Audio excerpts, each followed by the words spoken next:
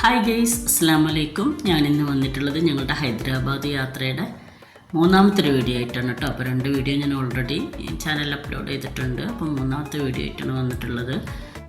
ഇന്ന് ഞങ്ങളുടെ യാത്രയുടെ 2ാമത്തെ ദിവസമാണ്. അപ്പോൾ ഞങ്ങൾ ഹൈദരാബാദ് എത്താനായപ്പോഴേക്ക് ഏകദേശം 4 മണി ആ ഒരു ടൈമൊക്കെ ആയിട്ടുണ്ട് കേട്ടോ.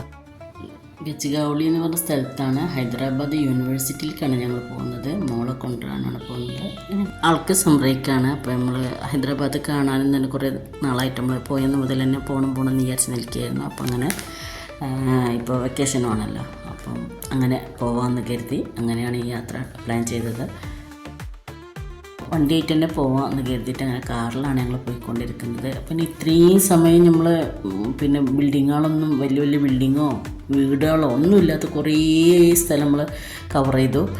ഇപ്പം നമ്മൾ ഹൈദരാബാദ് ടൗണ് എത്താനായിട്ടുണ്ടോ. അപ്പോൾ നല്ല ബിൽഡിങ്ങുകളൊക്കെ കാണുന്നുണ്ട്. രാവിലെ മുതലേ വെറും പാറകളും മലകളും അങ്ങനത്തെ ഒരു പ്ലേസായിരുന്നു കണ്ടുകൊണ്ടിരുന്നത്. ഇപ്പോൾ അതിൽ നിന്ന് മാറ്റമുണ്ട്. നമ്മൾ ടൗണിലേക്ക് എത്തുകയാണ്. ടൗണിലേക്ക് വന്ന് നോക്കുമ്പോൾ വലിയ വലിയ ബിൽഡിങ്ങുകൾ കേട്ടോ. ഒരുപാട് ബിൽഡിങ്സ് ഉണ്ട്, ഉണ്ടാക്കുന്നുണ്ട്. കുറേ പണി നടന്നുകൊണ്ടിരിക്കുന്നുണ്ട്, കുറേ പണി കഴിഞ്ഞത്. നമ്മൾ ഇതുവരെ കണ്ട ഒരു ഹൈദരാബാദിൻ്റെ ലുക്കൊന്നുമല്ല ഇവിടെ നിന്ന് അങ്ങോട്ട് ഇനി കാണുന്നത് കേട്ടോ. ഫുള്ള് വലിയ വലിയ ബിൽഡിങ് തന്നെയാണ്. ഒരുപാട് ഏരിയ പോകുന്ന ഒരു 200-300 കിലോമീറ്റർ അത്രയും ഏരിയ നമ്മൾ വെറും മലകളും അങ്ങനെ ഒഴിഞ്ഞ പ്രദേശമൊക്കെ ആയിട്ടാണ് കണ്ടിരുന്നത്. ഇപ്പം അങ്ങനെയല്ല.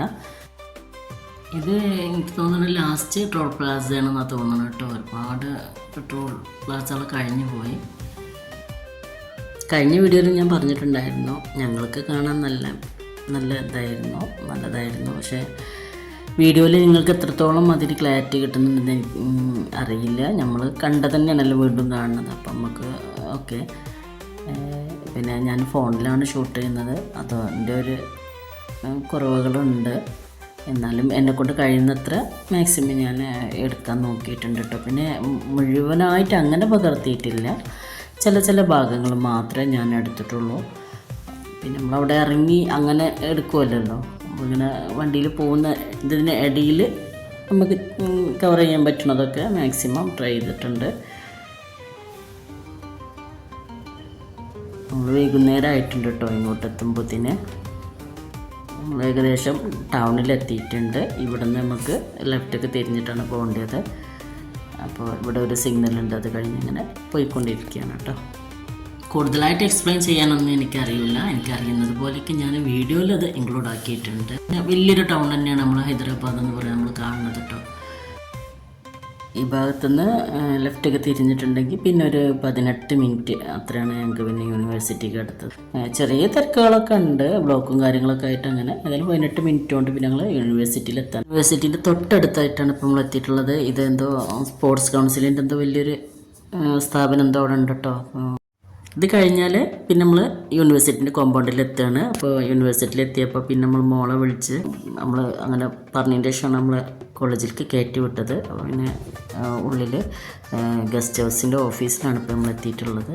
മോള് റൂം ബുക്ക് ചെയ്യാൻ വേണ്ടിയിട്ട് വന്നതാണ്. നമുക്ക് റൂം ഓക്കെ ആയിട്ടോ. അങ്ങനെ ലഗേജൊക്കെ അവിടെ ഇറക്കി വെച്ചതിന് ശേഷം നമ്മൾ ടൗണിലേക്ക് തന്നെ മടങ്ങി വന്നു.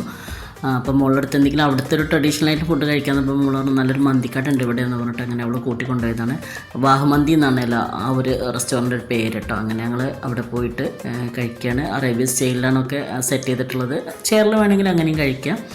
ഭയങ്കര സ്പൈസസ് ആയിട്ടുള്ള ഒരു മന്തി. അങ്ങനെയാണ് അതിൻ്റെ ഒരു ഫ്ലേവർ വരുന്നത്. അങ്ങനെ ഞങ്ങൾ അവിടുന്ന് ഫുഡൊക്കെ കഴിച്ചു. പിന്നെ എന്തോ ഒരു ഡെസേർട്ട് വേണമെന്ന് പറഞ്ഞാൽ അങ്ങനെ ആ ഡെസേർട്ടിൻ്റെ ഒരു കടയിലും കയറി. അതേപോലെ വീഡിയോ എടുത്തിട്ടില്ല, മക്കൾ പോയി വാങ്ങിക്കുകയായിരുന്നു.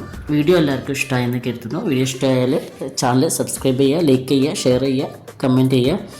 പിന്നെ ഞാൻ പറഞ്ഞതിൽ എന്തെങ്കിലുമൊക്കെ തെറ്റുകളുണ്ടെങ്കിൽ കമൻറ്റിലൂടെ അറിയിക്കട്ടെ. എന്തെങ്കിലും എനിക്ക് തിരുത്താൻ പറ്റുള്ളൂ. അതുപോലെ തന്നെ വീഡിയോൻ്റെ എന്തെങ്കിലും കംപ്ലയിൻറ്റ്സ് ഒക്കെ ഉണ്ടെങ്കിൽ എന്നെ ഒന്ന് അറിയിക്കണം. അപ്പോൾ ഇത്രയൊക്കെയാണ് ഇന്നത്തെ വീഡിയോയിൽ ഉൾപ്പെടുത്തിയിട്ടുള്ളത്. വീഡിയോ എല്ലാവർക്കും ഇഷ്ടമായെന്ന് കരുതുന്നു. Thank you for watching.